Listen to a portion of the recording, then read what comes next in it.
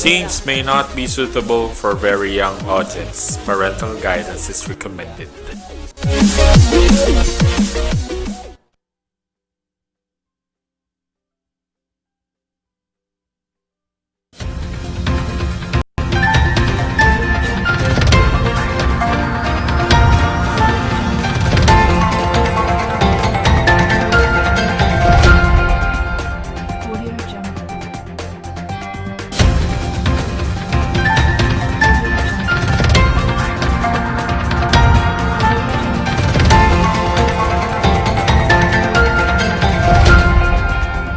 Audio Jungle.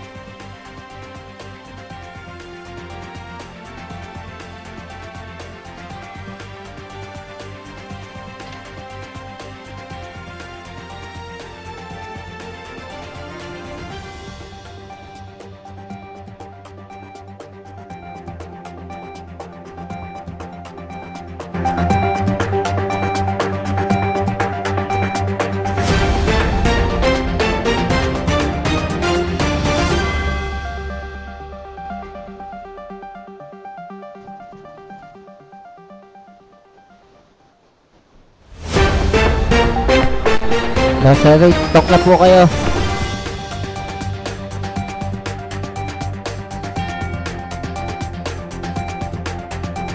Pwede na? Pwede na po. Pwede na, Jane? Pwede na po.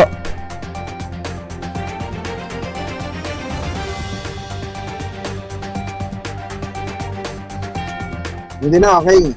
Magandang tanghali mga kaibigan. Magandang tanghali sa lahat ng nakikinig at naaabot ng aking palatuntunan. Dalangin kong dumalo yung pagpapala ng dakilang may kapal sa ating bayang minamahal. Ngayon po mga kaibigan ay Miyerkules, ika-16 sa buwan ng Setyembre, taong 2020. Muli mga kaibigan, para po sa kalipunan at tampok na mga balita, atin pong pag-uusapan ang mga usaping may kinalaman po sa usaping pangreliyon, pangpolitika, pangekonomiya, at marami pa pong iba mga kaibigan. Ito po ang kasabihang pambansang pampalipas oras ng sambayanang Pilipino. Hindi na po uso ngayon mga kaibigan na kinakasangkapan ang pagkakamatay ng kamag-anak para maisulong po yung tinatawag na pambansang interes na maging pambansang politiko mga kaibigan. Bistado na po kayo. Yan po ang issue ngayon. Alam niyo mga kaibigan, trending itong mga issue ito sa mga dilawan. Kasi mga kaibigan, ang laging ginakasangkapan ng mga dilawan ay yung political capital mga kaibigan. Mula po kay Ninoy Aquino, nung mamatay po si Ninoy Aquino, ang naging kasangkapan si Ninoy Aquino para maging pangulo ng bansa si Cory Aquino mga kaibigan. Nung mamatay naman si Cory Aquino mga kaibigan, ang kinasangkapan si Cory Aquino para naman po maging pangulo ng bansa, ito pong si Ninoy Aquino mga kaibigan.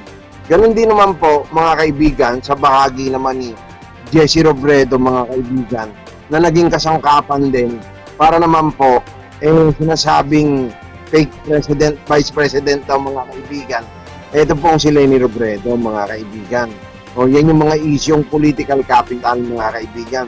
May kasabihan nga, this is the only country where the remains of the dead are made into political capital, not for his idealism or patriotism mga kaibigan. Yan po yung mga nangyayari sa bansa natin. Kaya nakakalungkot kasi hanggang sa ngayon mga kaibigan, harapin natin ang katotohanan. Kung ako po yung nasa side, nito pong si dating senador Bongbong Marcos mga kaibigan, nakakalungkot.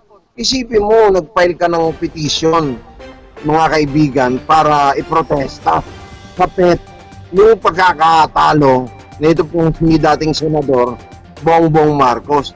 Isipin mo hanggang sa ngayon, sa tagal na panahon, kaya nga may kasabihan po, justice delayed, justice denied, mga kaibigan. Kaya sa nangyayari ngayon, mga kaibigan, dinay na po ang hustisya sa katauhan po nitong si Senator Bongbong Marcos. Kasi ang nakakalungkot, mga kaibigan, si Justice Lionel tsaka si Justice Peralta, mga kaibigan, ng Presidential Electoral Tribunal, mga kaibigan, hanggang ngayon hindi nila madesisyonan yung issue yan Ang malaking question dito, mga kaibigan, sinong nasa likod? Bakit nangyayari to? Kasi, mga kaibigan, sa lahat ng bansa, ang nangihimasok sa politika, ang mga Amerikano. Hindi natin masasabi, ito pong nangyayari na to, baka meron pong connivance dito, mga kaibigan. At posible na maaaring, alam mo, may mga kaibigan, masyadong malalim tong issue na to. Kung atin pong aarukin yung lalim nito, posibleng ang maging consequences pa, kaginawahan para po sa mga Pilipino. Kaya itong nangyari po kay Vice President Tobia, mga kaibigan, sinasabi nating si Senador Bongbong Marcos, talagang biktima siya ng injustice. Hanggang hindi po gumastos yung tao. Isipin mo, para ka mag-file ng petition o protesta sa PET, mga kaibigan. Hindi po daan-libo lang yan. Kaya ang hirap dyan sa justice sa bansa. Sorry to say, mga kaibigan, kasi yung factual hindi na natin maaalis na kahit sino dyan magdududa at mawawala ng gana sa justice system ng bansa. Gumastos na nga yung tao Isipin mo, dahil yung kalaban may pantapat din, gumagastos din, mga kaibigan. Kaya ang nangyayari, parang injustice po for sale na, mga kaibigan. Kawawa naman dito yung mga mahihirap nating mga kababayan na kayo na biktima doon lang sa mga ordinaryong protesta, mga kaibigan, sa barangay. Pag wala kang pera, hindi ka mananalo sa protesta. May pera ka na nga katulad nitong si Senator Bongbong Marcos. Isipin mo, may pera na, hindi niya pa makakuha yung inaasam niya na hustisya. Kasi, mga kaibigan, hindi natin pinipretend, pero ano naman yan public knowledge naman yan. Mananalo ba naman, mga kaibigan, si BP Robredo? Sino ba naman to si BP Robredo? Ano bang accomplishment niya na maging congresswoman siya? Bakit po siya pipiliin ng sambayan ng Pilipino, mga kaibigan? Alam mo, si Juan de la Cruz, masyado na pong matalino yan. Hindi na po tayo pwedeng lokohin, mga kaibigan. Kaya ngayon, kahit anong gawin ng dilawan, mga kaibigan, hindi na nila maloko ang tao Katulad nito nangyari kay Pangulong Duterte, mga kaibigan, ang daming black propaganda na ginawa nila para mawasak etong si Pangulong Duterte. Hanggang sa ngayon, nangyayari, mga kaibigan, yung mga black propaganda para sirain si Pangulong Duterte. Kaya umasa po tayo, wala pong gagawin itong oposisyon, mga kaibigan. Hindi siraan. Anong siraan?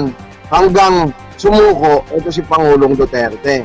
Pero siyempre, nahalal po si Pangulong Duterte according to the will of the people.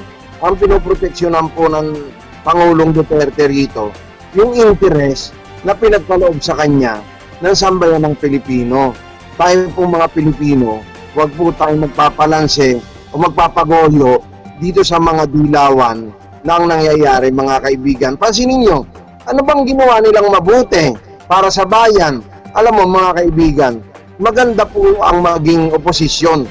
Kung yung pagiging oposisyon mo, yung kinikriticize mo, masasabi nating meron kang mga alternatibong mga layunin at direksyon na gusto mo mangyari sa kasalukuyang gobyerno. Kung yung pagiging oposisyon mo, mga kaibigan, ang nangyayari, criticize ka ng criticize. Nalilimutan mong tingnan yung sarili mo. Public official ka rin. Katulad ni BP Robredo, mga kaibigan, wala nang ginawang mabuti si Pangulong Duterte. Anong ginagawa niya? Sira dito, sira dyan. Ang tanong ngayon, sino yung mga nasa likod netong si VP Robredo, mga kaibigan? Lalo ngayon, nasa panahon tayo ng pandemic, mga kaibigan, ang unang dapat gawin ng isang pangalawang pangulo, mga kaibigan, yung gumawa ka ng maaaring magiging pakinabang ng mga maralita nating mga kababayan. Hindi po pwede na ganyan ang nangyayari na wala na siyang ginawa, siraan ng siraan. Kasi alam mo naman sa bansa natin, sa law of succession talaga, mga kaibigan, hindi natin makaalis. Yan ang danger natin dito, mga kaibigan.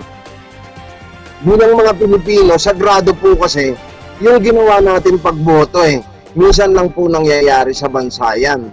At yung sagradong boto na yan na ipinagkaloob natin para po magkaroon ng pagbabago sa bansa, mga kaibigan. Hindi lamang po natin, granting for the sake of argument, hindi lamang itong pinagkaloob kay Bongbong Marcos, kay Pangulong Duterte. Siyempre, hindi naman natin masasabing lahat ng sambayan ng Pilipino bumoto lahat kay Bongbong Marcos. Hindi naman pwede mangyari yun.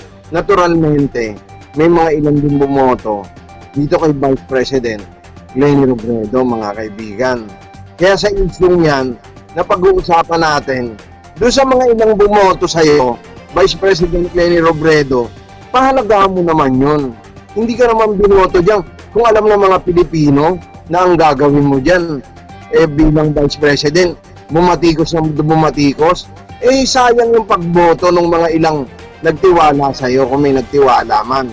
Di tulad na itong Pangulo natin, moving forward Kayo hindi, backward. Yan ang nangyayari sa oposisyon Kaya sa bansa natin, mga kaibigan, ang hirap po ng politika. Ang politika sa bansa natin, hindi ko pa nakakaupo yung nanalo. Sinisira ka na agad, mga kaibigan. Ang tawag po dyan, crab mentality, mga kaibigan. Pero kung ang mangyayari, katulad sa mga ibang bansa, na ang nangyayari, nagkakaisa, after po ng eleksyon, tapos na lahat yung mga issue tungkol sa politika. Ang unang konsiderasyon nila, bigyan ng halaga yung interes ng sambayan ng Pilipino. Sana magbago kasi nakakatakot ngayon kasi ibang-iba na po ang oposisyon ngayon. Isipin mo yan, panahon ng pandemic, imbis na tumulong sila, mga kaibigan, ang iniisip kung paano makaupo agad. Sinasamantala nila ang daming isyong ginagamit kay Pangulong Duterte para palabasin na may sakit na raw, para yung law of succession kung mangyari, hindi po natin sinasabing ang upo agad dito si Vice President Leni Robredo, mga kaibigan. Unless otherwise, mga kaibigan, maglabas agad ng desisyon ang kataas-taasang hukuman kung ano yung talagang tunay na naging resulta sa nagdaang eleksyon sa Vice President ng ating bansa, mga kaibigan. Itong nagdaang labanan, mga kaibigan. At least, dito, nakakalungkot, mga kaibigan. Isipin mo, granting for the sake of argument, mga kaibigan, biglang umuputong si Leni Robredo, tapos lumabas sa desisyon ng Supreme Court. Mga kaibigan, ang tunay palang nanalo, etong si VP Bongbong Marcos, mga kaibigan. Ang nakakalungkot dyan, huli na kaya nga, justice delay, justice denied. Kung kailangan nating i-serve ngayon, i-deliver, kaya dito nag-aalala ako, mga kaibigan, sa totoo lang, posibleng may nasa likod nito na hindi lang Amerikano, mga oligarch, yung mga tinamaan nitong si Pangulong Duterte, mga kaibigan. Kaya yan nakakalungkot kasi iba na po ang sitwasyon natin sa ngayon Napakadumi po ng politika, mga kaibigan. Kaya lagi kong sinasabi, this is the only country where the remains of the dead are made into political capital, not for his idealism or patriotism, mga kaibigan. Sa totoo lang, dati silang nanungkulan. Niresolve ba nila yung mga problema kinakaharap ng bansa? Nung magkatapos nilang manungkulan, wala silang nagawa. Lahat ng pumuputak ngayon, mga kaibigan, laban sa gobyerno, ibalik mo sa kanila, anong ginawa nyo nung panahon nyo? Meron mo ba? Kahit ang sambayan ng Pilipino, tanungin natin ngayon, sino makakapagsabi kung ikukumpara yung administrasyon ni Duterte sa administrasyon ni Noynoy Aquino, mga kaibigan. Napakaraming problema. Kaya lahat yan, sama-sama yung dilawan, mga kaibigan. Sa mga nangyayari dito sa bansa natin. Yung pagkakado ng mga yan po yung mga pinag-uusapan natin kasi gusto ko po maliwanag sa isip ng mamayang Pilipino na hindi tayo ginagago rito sa mga nangyayari sa bansa natin. Kasi ang tunay yung may collateral damage dito, tayo po sila. Kaya lamang po naghahangad dyan sa malalaking posisyon. Ang bottom line po niyan, mga kaibigan, pera po, pera. When the money speak, everybody's listen. Alisin po natin yung mga kita dyan o sa lahat ng sindikato. Sa totoo lang, mga kaibigan, ewan ko lang kung meron pang tatayong statesman, kung may tatakbo pang politiko sa bansa, dito natin makikita yung tunay na bayani, yung walang pakinabang. Kung meron mang sinasabing pondo, yun dapat diretso agad sa mga talagang project, mga kaibigan. Hindi yung ganito nangyayari, mga kaibigan. Nangyayari kaya sila may vested interest. Yung vested interest nila, lahat yan, ang bottom line, kumita ng pera, mga kaibigan. Kaya nga sila nagpapakamatay dyan sa mga posisyon na yan, mga kaibigan. Kaya ako, ang mga advice ko, kung kayo po, negosyante, iwasan nyo na pong pumasok sa politika. Marami po kaming kaibigan na ang ganda, naging big time negosyante. Pero nung isipin mo, ang laki ng kinikita, mga kaibigan. Pero nung pumasok po sa politika, bagsak, nag-bankrupt, mga kaibigan. Kasi ang sistema po ng politika sa bansa, talaga pong napakarumi. Yun po yung katotohanan, mga kaibigan. Kaya, hanggat ganito po nangyayari sa atin, wala pong magiging direksyon, mga kaibigan.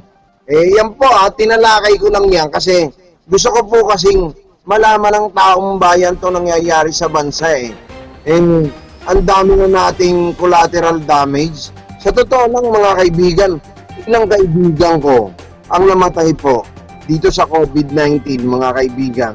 Na lalong namamatay pa yung pangarap ng sambayan ng Pilipino hanggang nakakagulo itong mga politiko natin. Kung sila po, contributory po ang effort nila para po solusyonan itong COVID-19, mga kaibigan. Palagay ko naman, mga kaibigan, magdudulot to ng isang solusyon na ang tunay na makikinabang ang sambayan ng Pilipino, mga kaibigan. Kaya ako tinatalakay yan, bahagi din po ng ating pag-uusapan itong issue sa COVID-19, mga kaibigan. Sinasabi po sa unang pagtalakay natin ng mga issue, mga kaibigan, sinasabing face shield di gaanong epektibo, mga kaibigan, laban po sa COVID-19. Ito po ang pinahayag ni Pangulong Duterte, mga kaibigan. Sa ating pong pangalawang issue, mga kaibigan, ating pong pag-uusapan, ito kung paano pong sinasabi natin na talagang kumakalat pa itong COVID-19. Hindi mo napaplatin basta yan, mga kaibigan, kasi isipin mo yun, 23 preso sa Oriental Mindoro nagpositibo po sa COVID-19. Meron din pong mga PNPA, mga kaibigan, kadete, malinaw, ang dami rin pong nahawa sa COVID-19. Yan po ang tunay natin dapat munang asikasuhin kung paano mariresolve yan. Napakaraming mga vaccine na sinasabi, mga kaibigan, na posibleng makagaling. Pero kontra po ang World Health Organization dito po sa vaccine. Kasi marami na pong nagpatunay niyan. Isipin mo yung daughter po, si Vladimir Putin, mga kaibigan ng Russia. Malinaw, ginamit po sa kanya yung Sputnik 5 dito sa daughter ni Vladimir Putin, mga kaibigan. Hindi po naging epektibo, mga kaibigan.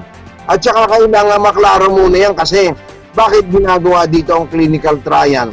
Paano po kung after 4 months o ilang months, ang sama pala ng side effect niyan, may lumalabas, mga kaibigan, na nagiging cause ng polio at marami pang iba, mga kaibigan. Kaya hindi po tayo nakakasiguro din dito sa sinasabing vaccine, mga kaibigan. Sinasabing sisimulan daw po yung mga clinical trial sa buwan ng Nobyembre, mga kaibigan. Clinical trial pa rin po yan. Hindi po natin malalaman kung talagang epektibo yan. Kasi, paano kung may mga lumalabas na issue? Yung vaccine na iaano sa'yo Mga kaibigan, yun daw yung COVID-19. Tsaka mga kaibigan, ang COVID-19 po, bumabalik yan. Pag tinamaan ka na yan, after ilang months, babalik po yan. Tested na yan. Ilang senador po na nagka-COVID-19, bumalik mga kaibigan yung COVID-19.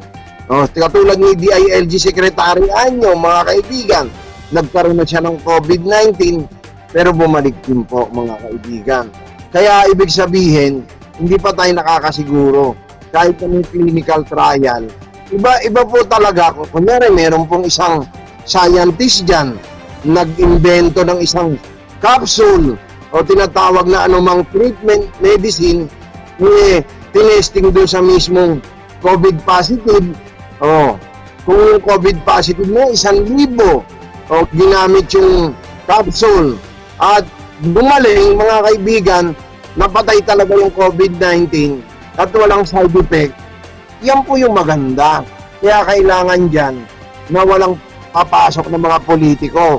Kasi yan po makakasira Ang importante dito, talagang mangimasok yung regulatory agency ng government, mga kaibigan, natalin.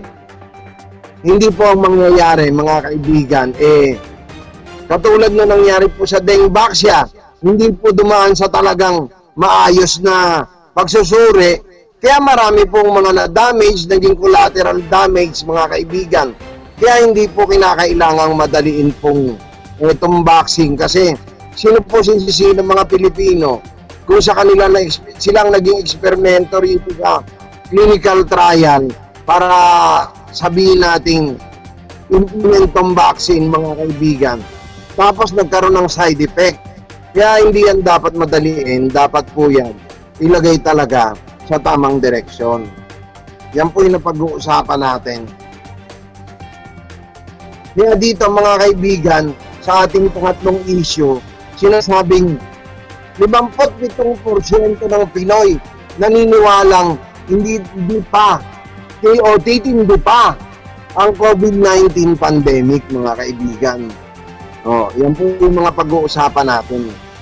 Ganon din, mga kaibigan, sinasabi rito sa pang-apat na issue natin, pagbabago po sa physical distancing sa sinasabing public utility vehicle, mga kaibigan, dapat ba ibasura? Ayon po to sa mga health expert. At isa rin sa kumukontra dyan, mga kaibigan, kaya nga sa IATF, mga kaibigan, hindi rin pare-parehas ang kanilang pananaw, mga kaibigan. Iba-iba rin ang opinion, mga kaibigan. Katulad dito sa sinasabi nating physical distancing sa public utility vehicle, mga kaibigan. Ito po na pag-uusapan, kahit po si Secretary Anyo, hindi po siya sang-ayon dito sa sinasabing physical distancing. Kaya nga, importante ito, hindi pwede na sa akin ding pananaw, mga kaibigan, kung magkakalapit ng sa social distancing, mas malaki yung possibility na talagang mahawa yung sinasabi nating kapwa natin, mga kaibigan. Implement muna natin to, hindi naman dapat pag-usapan lang dito yung kikitain ng mga driver, mga operator. Ang kailangan po dito yung kaligtasan ng buong sambayan ng Pilipino. Kasi hanggang lumiit na lang yung distansya, mga kaibigan, hindi na malayo magkahawa-hawa lalo. Nandito na nga yung sinasabing safe kung sakaling meron ka ng mask, meron kang face shield, tapos malaki pa yung social distancing, malaking bagay na hindi ka na makontaminate yung sinasabing COVID-19, mga kaibigan. At din pong pag-uusapan, mga kaibigan, sa mga iba pang isyong pambayan, ito pong tungkol naman sa, ngayon meron pong magandang programa sa lungsod ng Maynila. Kasi dahil po sa COVID-19, hindi po natin maaalis na apektuhan po yung edukasyon. Unang-unang tinamaan dyan, mga kaibigan, yung mga teacher. Sa totoo lang, marami pong nawalan ng trabaho. At pag nagsara po yung mga private na school, mga kaibigan, hindi lang naman teacher ang apektado dyan. Kasi may mga security dyan, nagbabantay sa eskwelahan. Meron ding mga sa maintenance ng mga sa gardening. Meron din po sa maintenance ng mga janitorial services, mga kaibigan. Naturalmente, kung sarado na po yung isang private school, mga kaibigan, paano pa mag-generate ng income yan para ipampasweldo sa kanilang mga empleyado. Kaya napakarami pong dinulot na masamang epekto na ito pong COVID-19 pandemic, mga kaibigan. Hindi lamang po sa kawalan ng trabaho, sa ekonomiya, marami pong negosyo bumagsak dahil po dito sa pandemic na to, mga kaibigan. Hindi naman po ganun kadaling bumawi. Kasi magbukas naman ng restaurant mo, kung ang mangyayari naman, mga kaibigan, wala rin kakain dahil natatakot ang tao. Tapos nagbabayad ka ng monthly rental mo sa pwesto mo. Isipin mo, bayad ka ng bayad sa pwesto, palugi ka ng palugi, walang bumibili. Nabubulok lang yung pagkain o yung mga dapat mo itinda. Sino pa magtitinda? O yan po yung mga sinasabi nating mga epekto, mga kaibigan. Mamaya pag-uusapan po natin itong Manila Restaurant Week na lumarga na, mga kaibigan. Ang purpose po na itong Manila Restaurant Week para po muling buhayin ang ekonomiya, lalong-lalo na yung mga restaurant sa lungsod po ng Maynila. Hindi lang naman, maganda yung ginagawa ni Mayor Isko Moreno na sinisimulan niya sa lungsod ng Maynila. Kasi kung wala ring ayuda o suporta, itong mga negosyante, mga kaibigan, hindi nakikita sa mismong leader o local leader yung mismong magandang halimbawa para muli silang bumangon, mga kaibigan. Wala pong mangyayari. Hindi po magkakaroon ng tamang direksyon, mga kaibigan. Sa bahagi pa rin po uli ng lungsod ng Maynila, sinasabing vendors, mga kaibigan, sa lungsod ng Maynila. Sa 17 palengke sa Maynila, mga kaibigan, ipaprioridad daw, mga kaibigan, yung sinasabing swab testing, mga kaibigan. Ito pong pang-pitong issue natin, mga kaibigan. PhilHealth official, ilagay daw sa tinatawag na hold departure order, mga kaibigan. O itong tinatawag na watchlist order. Sa Interpol red notices, isama rin daw to, mga kaibigan. Ito po, mga kaibigan, ayon to sa mga mambabatas sa ating pong Congress, mga kaibigan. Yan po yung kanilang panawagan.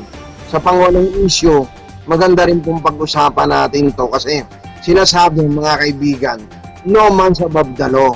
Ibig sabihin ko, no man's above the law, kahit gaano ka pa makapangyarihan, gaano ka pa kayaman, pag may binayolate kang batas, dapat kang managot. Ganun po yan, mga kaibigan. Kasi ang ating pong gobyerno is not governed by the sinasabi natin rule of man, mga kaibigan, ay governed by the rules of law, mga kaibigan. Yan po yung mga pinag-uusapan natin. Kaya dito, sinasabi yung pagtatalaga daw kay PhilHealth President, ito pong si Dante Giran, mga kaibigan, lumalabas daw po, mga kaibigan, na illegal yung pagtatalaga dito kay dating direktor ng NBI, Dante Giran. Pag-uusapan po natin yan kasi merong bang batas na nakapaloob na nababiolate sa pagtatalaga dito po kay Dante Giran bilang PhilHealth President, mga kaibigan. Pero kung talaga namang parang caretaker government, na kung mangyayari naman, mga kaibigan, dito sa sitwasyon, masusugpo naman yung tinatawag na corruption dyan po sa PhilHealth at kasuhan ang dapat kasuhan, no holds bar, wala pong sisinuhin. Kinakailangan dyan merong sinasabing kabang na bakal na talagang hindi magpapatakot kahit kanino, kahit na ano pang mafia ang sinasabing nandiyan dyan, mga kaibigan. Kaya yun yung mga pinag-uusapan natin kasi Alam mo mga kaibigan, importante kasi, parang sa isang corporation, pag na-violate ka dyan, na hindi ka pwedeng umupo bilang isang incorporator, may mga issue dyan mga kaibigan kung upo ka bilang pangulo ng corporation, kailangan piliin yun sa mismong group of incorporator o board of trustees, yung mga tawag dyan mga kaibigan. Pag sinabi po kasing non-profit, ang tawag po dyan mga board of trustees mga kaibigan. Pag profit naman, mga stockholders yan mga kaibigan. Kaya yan yung sinasabi nating board of trustees. Sa issue naman, dyan po sa PhilHealth. O kaya maganda pong talakayin muna natin itong sinasabing sa hindi daw epektibo yung face shield, sabi ni Pangulong Duterte mga kaibigan. Face shield, di daw gaanong epektibo laban po sa COVID-19 ayon po kay Pangulong Duterte. Mismo si Pangulong Rodrigo Duterte na ang nagsabi na ang pagsusuot ng face shield sa public transportation ay hindi po makapagbibigay ng full protection mula po sa COVID-19 infection mga kaibigan. Ang komentong ito ng Pangulo ukol po sa paggamit ng face shield ay bunsod ng iba't ibang pananaw ng ilan nating mga miyembro ng kanyang kabinete hinggil sa planong pagbabawas mga kaibigan sa sinasabi nga natin kanina na physical distancing ng mga pasahero sa paggamit ng public transportation. Sinabi ni Pangulong Duterte sa kanyang public address na ang face shield ay maaari lamang protektahan ang isang tao mula po sa direct hit ng ubo mula sa taong may sakit. Ang virus niya ay maaaring makapaglakbay at tumagos sa pamamagitan ng face shield kahit pa sa enclosed space gaya po ng mga air-conditioned vehicle mga kaibigan. You know, you have to take into account physics. It is an everybody's equation for humanity, civilization, physics.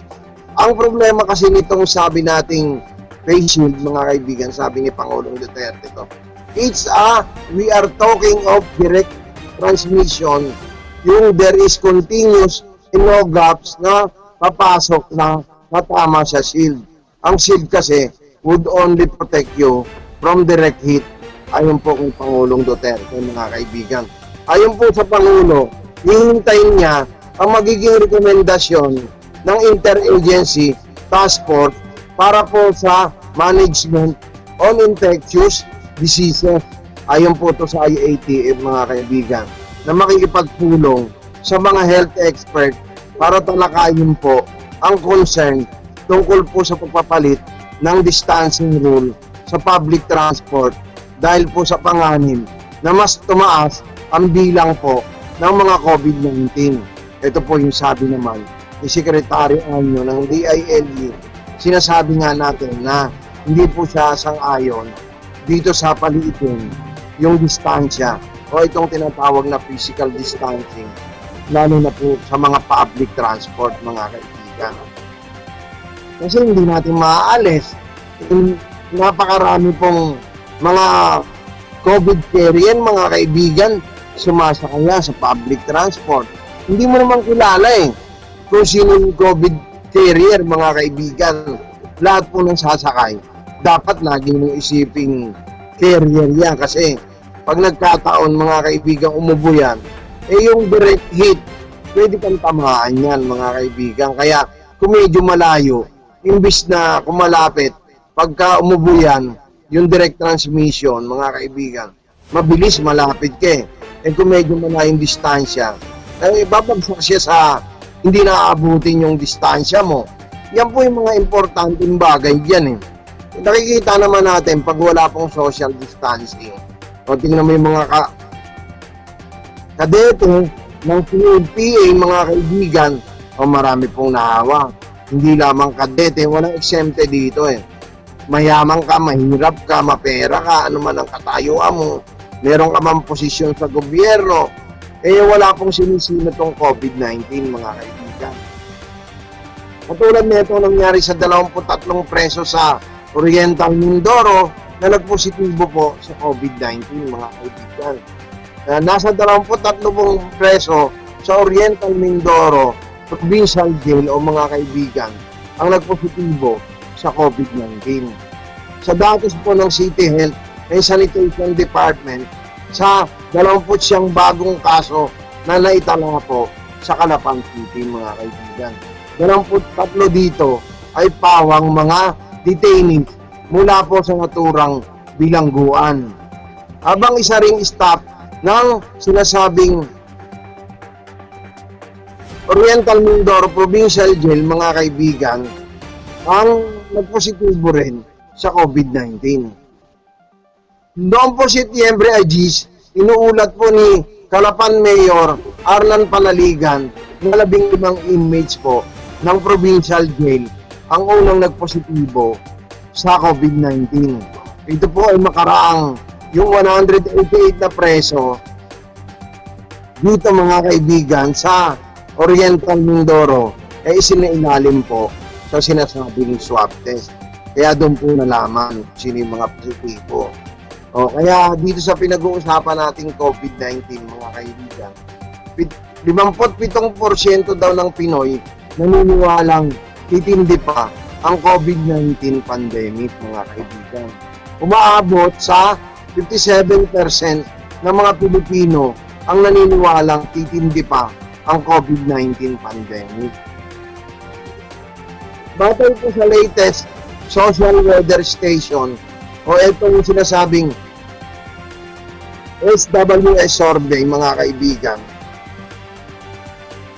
na sinagawa noong pong July 3 hanggang July 6, ay sinasabing may 10 puntos na pagtaas sa main survey result mga kaibigan, kung saan 47% ng mga Pinoy ang naniniwalang magkakaroon pa ng worst case scenario ang patuloy na pananalasa po ng pandemic sa bansa.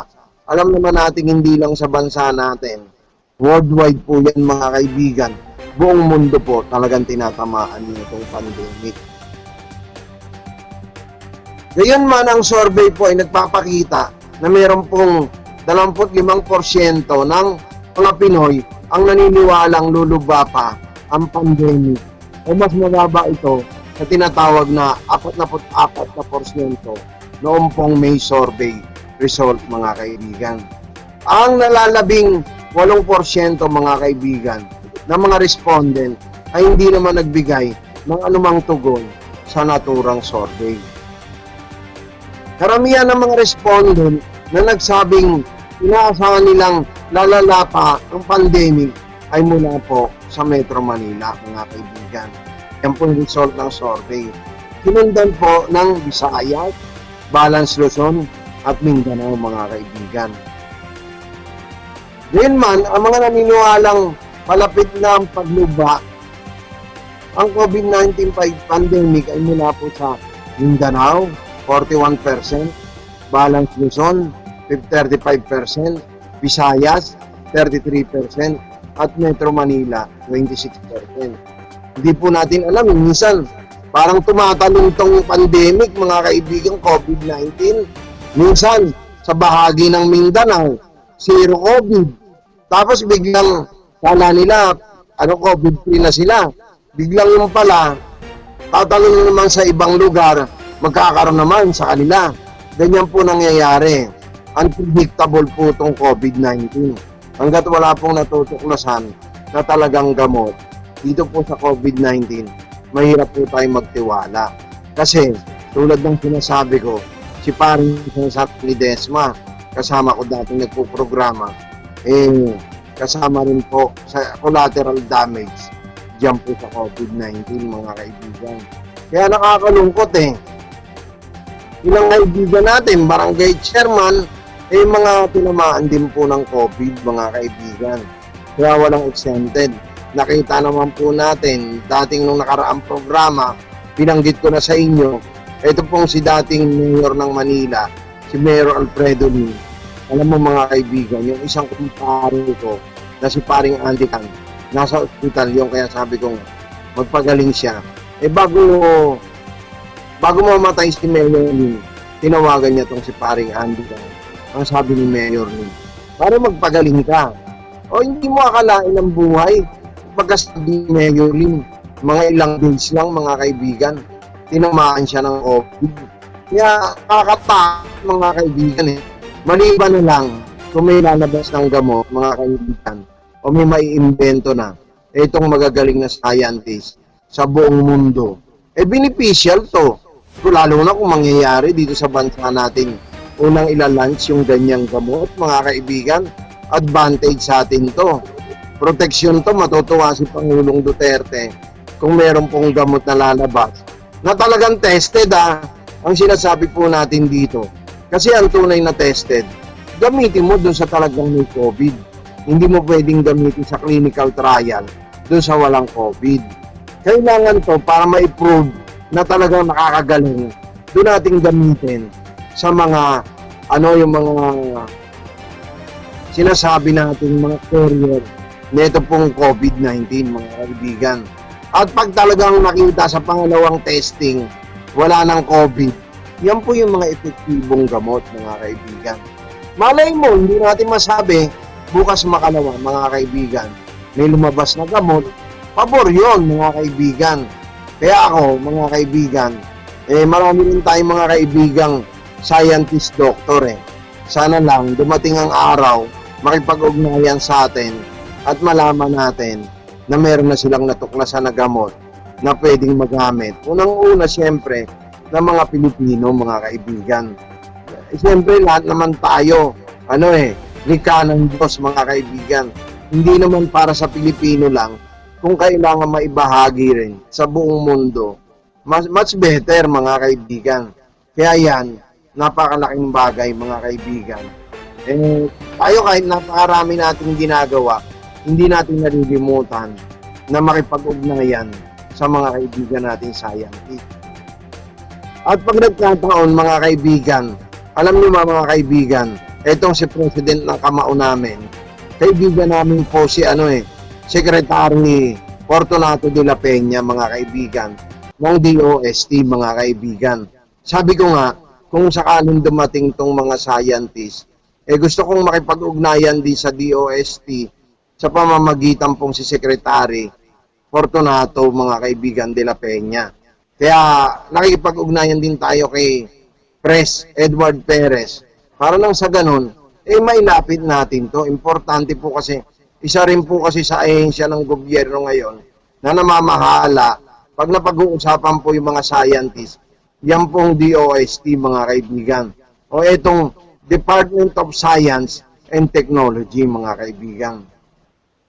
So, ngayon pag-usapan naman natin mga kaibigan sa ating pang-apat na issue. Ito pong pagbabago sa physical distancing sa PUB.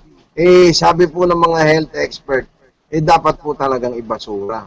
Isang grupo po ng mga healthcare workers ang umapila sa Interagency Task Force for Emerging Infectious Diseases o itong tinatawag na IATF mga kaibigan para po ibasura ang panuntunan ng Department of Transportation o itong tinatawag na DOTR mga kaibigan, nabawasan po ng 1 metrong physical distancing sa mga pampasaherong sasakyan. Nag-aalala po ang grupong Healthcare Professional Alliance mga kaibigan against COVID-19 o itong tinatawag nilang HPAAC mga kaibigan na dahil po sa pagbabago sa panuntunan sa physical distancing ay lalo pong tataas ang mga madadapuan po ng virus at tuluyan ng hindi makarecover ang ating pong bansa, mga kaibigan. Sinabi po ni Dr. Carmela Casala, opisyal po ng PACC, na sa nagpapaluwag ng physical distancing, maaaring isipin din ng publiko na baka mawala na po yung virus na pwedeng mapunta sa kawalan po ng disiplina mga kaibigan. Bago po tayo magpatuloy mga kaibigan, sa ilan pa nating mga isyong pambayan, bigyan daan po muna natin ang ilan nating nakapagtaguyod.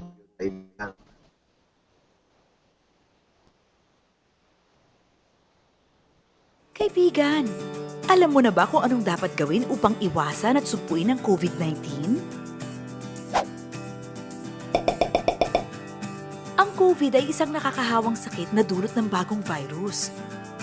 Sumasama ito sa talsik ng laway kapag nagsalita, bumahing, o umubo ang taong may COVID-19. Kapag ang droplets na ito ay naiwan sa mga madalas hawakan na bagay, maaari itong pumasok sa ating bibig, ilong, o mata.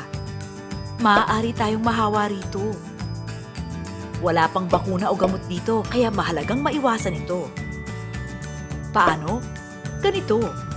Iwasang hawakan ng bibig, mata, at ilong.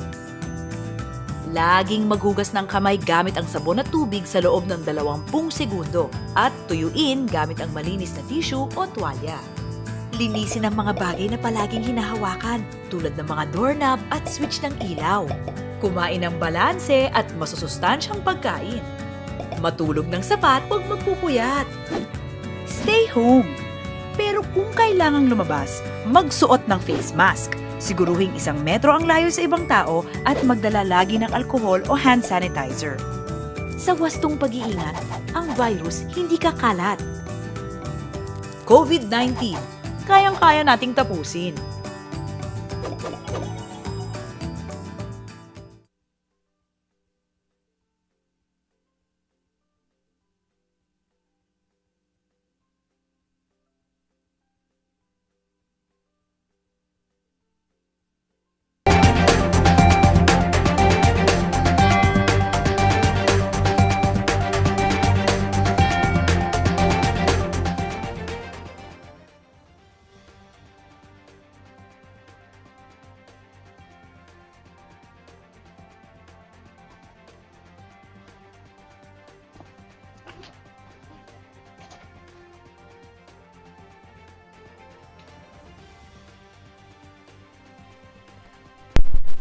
Hello sir, okay na po.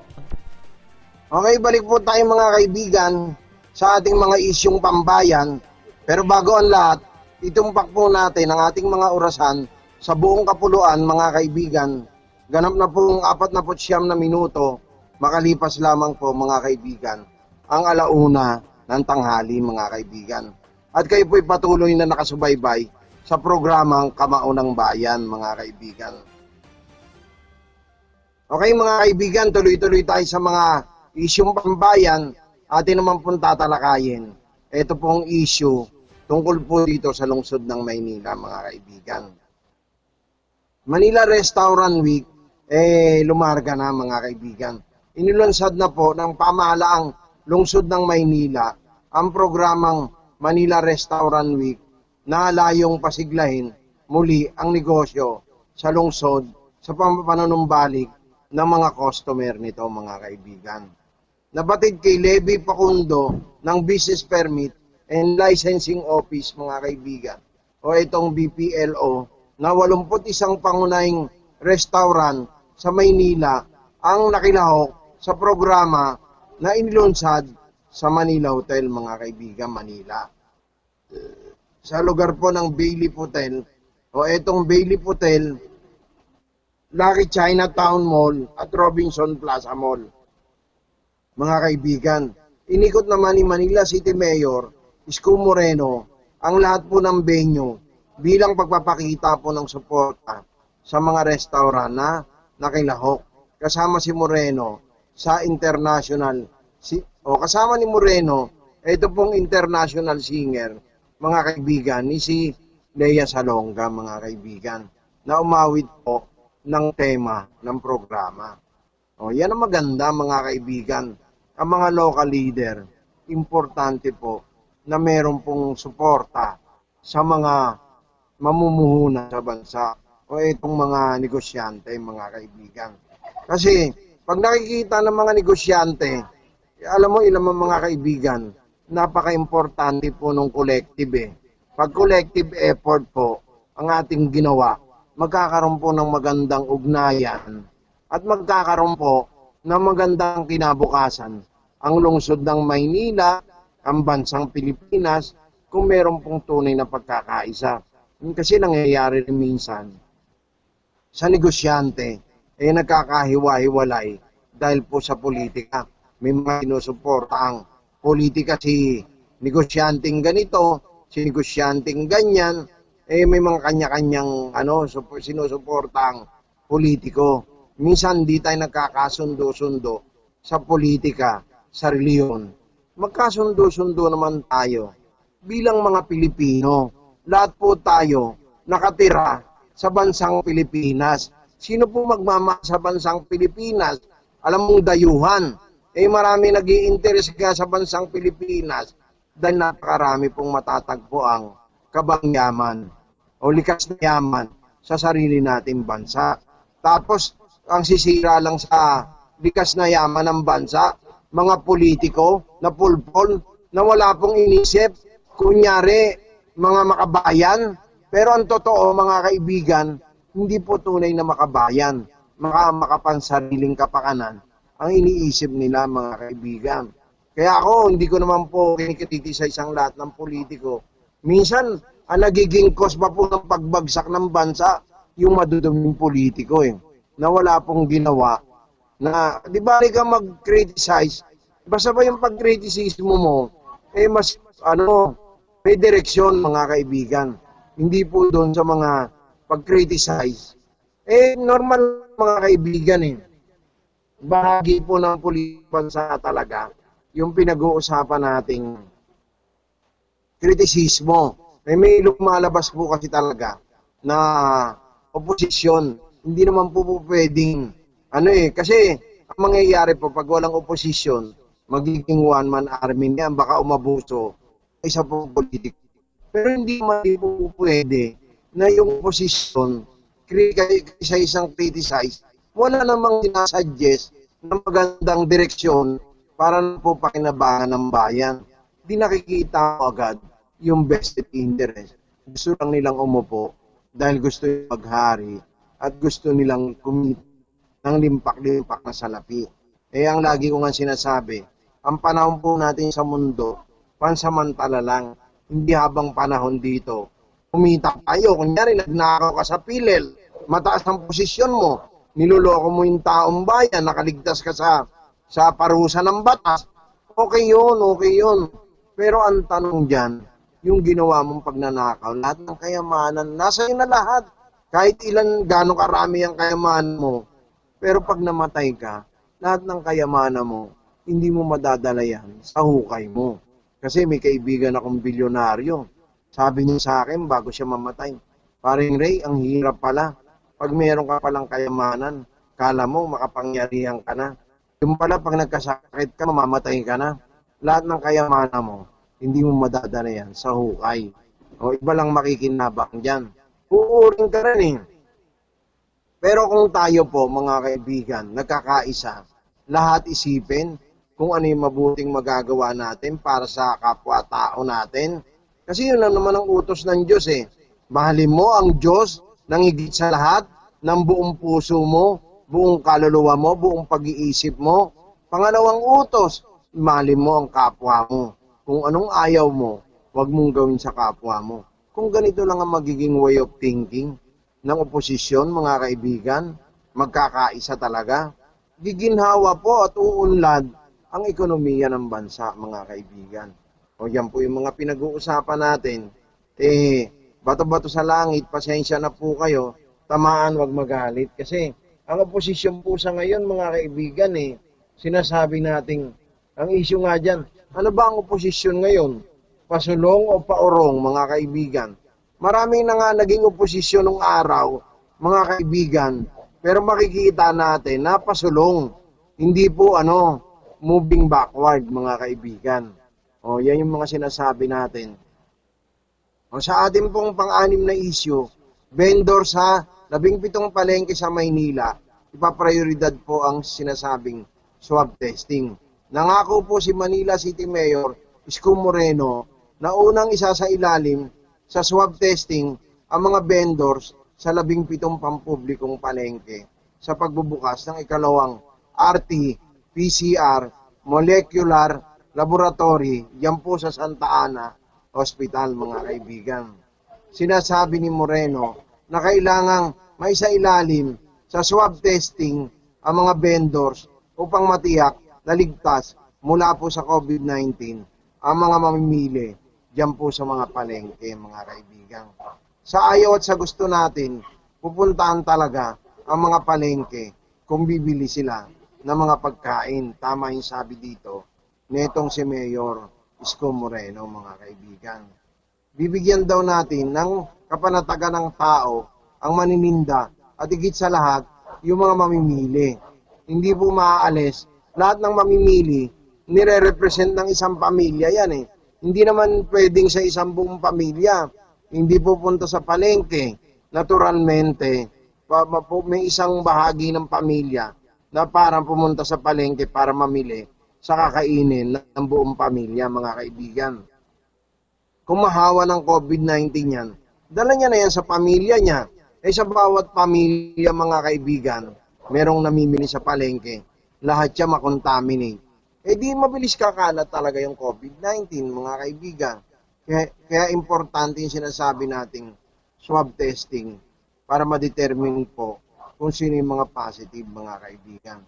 Yan po sa sinasabing swab testing. Ganun din, mga kaibigan, tatalakayin din natin itong pampitong issue. Itong PhilHealth official, ilagay daw sa hold departure order, mga kaibigan. O itong watchlist sa Interpol red notices, ayon po ito sa mga ilang mamabatas, mga kaibigan. Upang tiyakin daw na hindi makakatakas, ipinalagay ni Deputy Majority Leader at bagong henerasyon party list Representative Bernadette Herrera sa immigration watchlist, all departure orders at Interpol red notices ang mga opisyal ng PhilHealth na inaakusahang mga plunderers o mandarambong, mga kaibigan. Medyo, alam mo, sa mga isyong pambayan, napakarami pa sana natin tatalakayin, mga kaibigan. Pero kahit marami tayong lakad, bibigyan daan din natin siyempre yung lagi natin pagbate sa mga taga-subaybay natin, mga kaibigan natin. Binabati po natin sila Doc Edward Perez, Doc Lucy Dacon, Doc Alex Cristobal, at sa mga lawyer nating si Attorney Leonard Advincula, kay Attorney Joselito Amon ng Legal Department ng NBI, kay Attorney Dan Puraque, o legal practitioner to, mga kaibigan.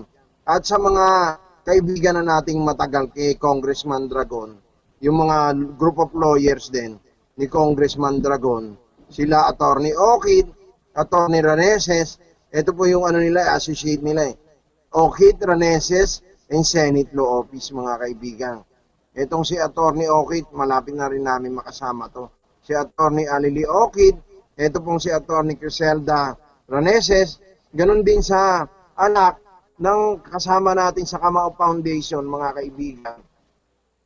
Nakasalukuyang nasa legal naman ng DILG, mga kaibigan.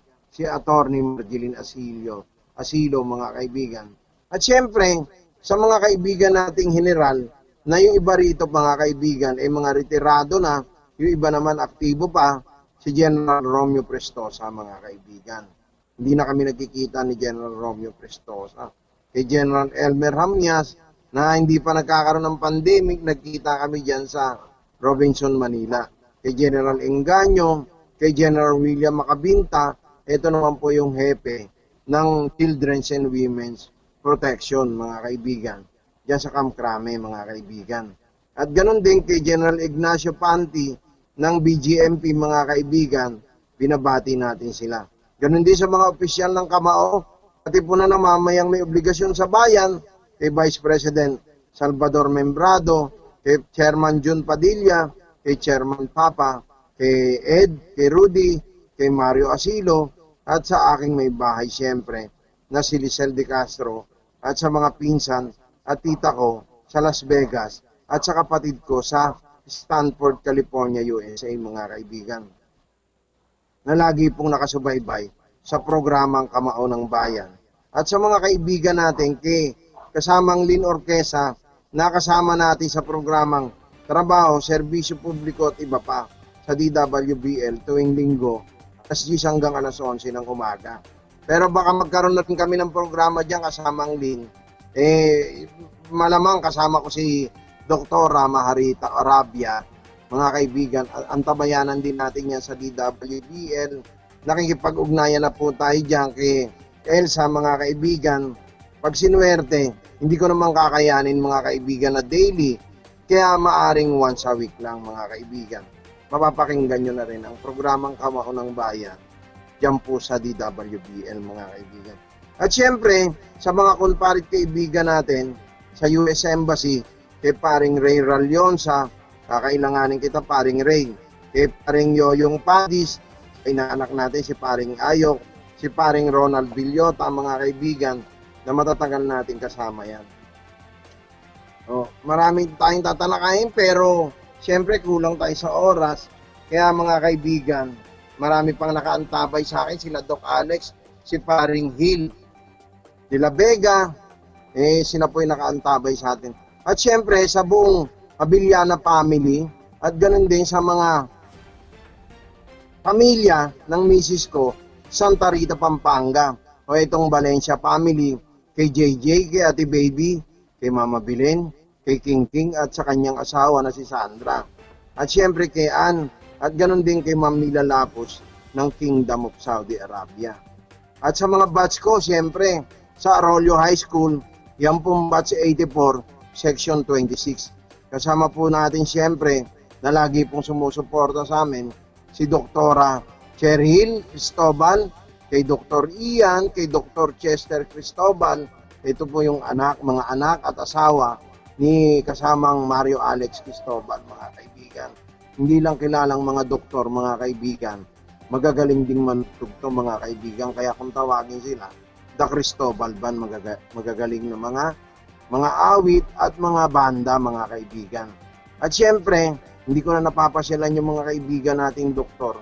Sa Manila Doctors, kay Dr. Chua, Dr. Bitanga, Dr. Malaya, mga kaibigan, binabati natin sila. Ganon din kay Doc Ricky, kay Dr. Maha Obidosa, na nasa California, USA. At syempre, sa kapatid kong si Bebeng Abiliana, ganon din kay Ma'am Gina Eliasar, mga kaibigan.